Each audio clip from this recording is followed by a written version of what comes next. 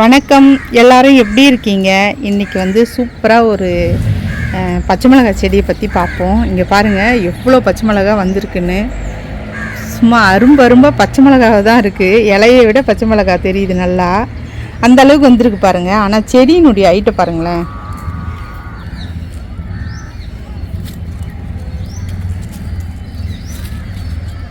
பாருங்கள், இவ்வளோ ஹைட்டு வந்ததுக்கப்புறம் தான் எனக்கு வந்து இந்த அளவுக்கு வந்து காய் வர ஆரம்பிச்சிருக்கு.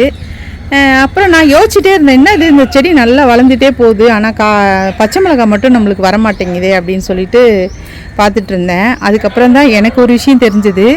என்னன்னு பார்த்தீங்கன்னா, எல்லாத்துக்குமே வந்து ஒரு சீசன் இருக்குது. அதாவது அந்த பருவ நிலைக்கு ஏற்ற மாதிரி தான் அந்தந்த காய்கள் வந்து நம்மளுக்கு காய்க்கும் அப்படின்றத நான் இந்த பச்சை மிளகாய் தேடியிலேருந்து தெரிஞ்சுக்கிட்டேன்.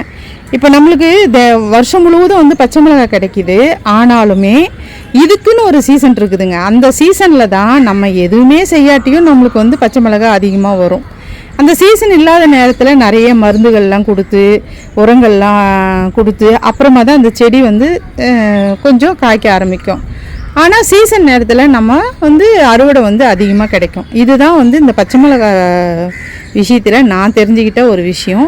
இது உங்களுக்குமே வந்து தெரியணும் அப்படின்றதுக்காக தான் சொல்கிறேன். ஏன்னா இப்போ என்கிட்ட வந்து நிறைய பேர் கேட்டிருந்தாங்க, பச்சை மிளகாய் செடி வந்து எனக்கு வரமாட்டேங்குது, அதுக்கு என்ன பண்ணணும் அப்படின்லாம் சொல்லியிருந்தீங்க. இப்போ அந்த மாதிரி இருக்கிறவங்களுக்கு, நம்மளுக்கு இந்த செடி வரலையே என்ன பண்ணுறதுன்னு தெரில அப்படின்னு யோசிக்கிறவங்களுக்கு இது வந்து யூஸ்ஃபுல்லாக இருக்கும். நமக்கு வந்து இந்த சீசன் நேரத்தில் தான் நல்லா வந்து காயும் வரும், நம்மளுக்கு நிறைய அறுவடையும் எடுக்க முடியுன்றதை அவங்க புரிஞ்சுக்கணும் அப்படின்றதுக்காக தான்.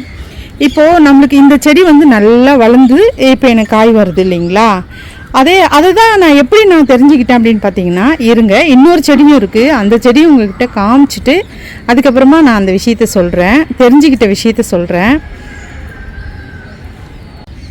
இங்கே பாருங்கள், நான் சொன்ன இன்னொரு செடி இது தான். இதனுடைய சைஸை பாருங்கள், இவ்வளோ தான் இதனுடைய சைஸு. இங்கே பாருங்கள், இவ்வளோ தான் சைஸு. ஆனால் இதில் இருக்க காயும் பாருங்கள், பாருங்க எப்படி கொத்து கொத்தாக காய், நல்ல சைஸும் வந்து பெருசாக இருக்குது பாருங்கள்.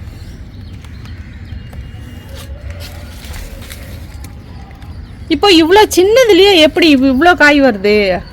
அப்போ அது அவ்வளோ பெருசாக ஆற வரைக்கும் காயே வரல, இப்போ தான் காய் வந்திருக்கு அப்படின்னு நான் யோசிக்கும் போது தான் எனக்கு தெரிஞ்சது, இது வந்து சீசனுக்கு அந்தந்த சீசனில் தான் நம்மளுக்கு வந்து காய் நிறைய வரும். இது சின்ன செடியாக இருந்தாலும் இதுலேயும் காய் வந்துருச்சு, அது பெருசாகின பின்னாடி தான் காயும் வருது.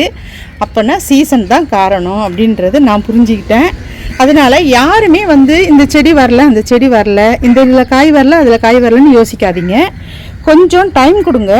அதுக்கான ஒரு சீசன் வரும்போது நம்ம வந்து சூப்பராக அதை நமக்கு எதுவுமே ஒரு பராமரிப்பு இல்லைனாலும் நம்மளுக்கு காய்க்க ஆரம்பிச்சிடும்.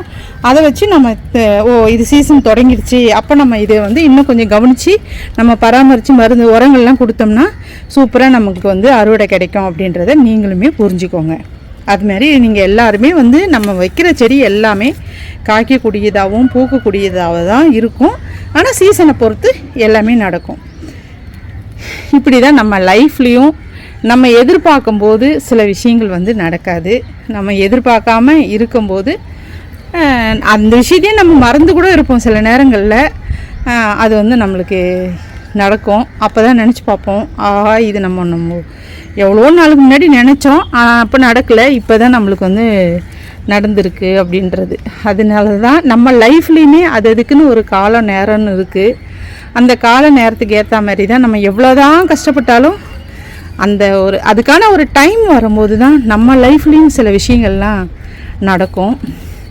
அதனால் ரொம்ப முயற்சி பண்ணுறவங்களா இருந்தாலும் சரி, நிறைய தோல்வியை சந்திக்கிறவங்களா இருந்தாலும் சரி, மனம் உடையாமல் தொடர்ந்து முயற்சியும், தோல்வியை வந்து எப்போவுமே வெற்றிப்படியாக மாற்றிக்கோங்க. அது வந்து தோல்வின்றதே வந்து வெற்றிக்கு முதல் படின்னு சொல்லுவாங்க. அந்த மாதிரி நீங்கள் தோல்வியை வந்து நம்ம ஜெயிக்கிறோம்னு நினச்சிட்டே நீங்கள் தோல்வியை வந்து எதிர்கொள்ளுங்க. சூப்பராக ஒரு நாளைக்கு நீங்களும் ஜெயிச்சு நிற்க முடியும். சரிங்க, இந்த வீடியோ வந்து இந்த பச்சை மிளகாய் எனக்கு ஒரு சின்ன விஷயத்தை வந்து புரிய வச்சுது. கால நேரத்துக்கு ஏற்ற மாதிரி தான் எதுவாக இருந்தாலும் நம்மளுக்கு கிடைக்கும் அப்படின்றத அதையும் உங்கள்கிட்ட நான் ஷேர் பண்ணணுன்றதுக்காக தான் இந்த வீடியோ. உங்களுக்கு இந்த வீடியோ பிடிச்சிருந்ததுன்னா லைக் பண்ணுங்கள், ஷேர் பண்ணுங்கள், மறந்துடாமல் சப்ஸ்கிரைப் பண்ணுங்கள். நான் உங்களை வேறு வீடியோவில் சந்திக்கிறேன்.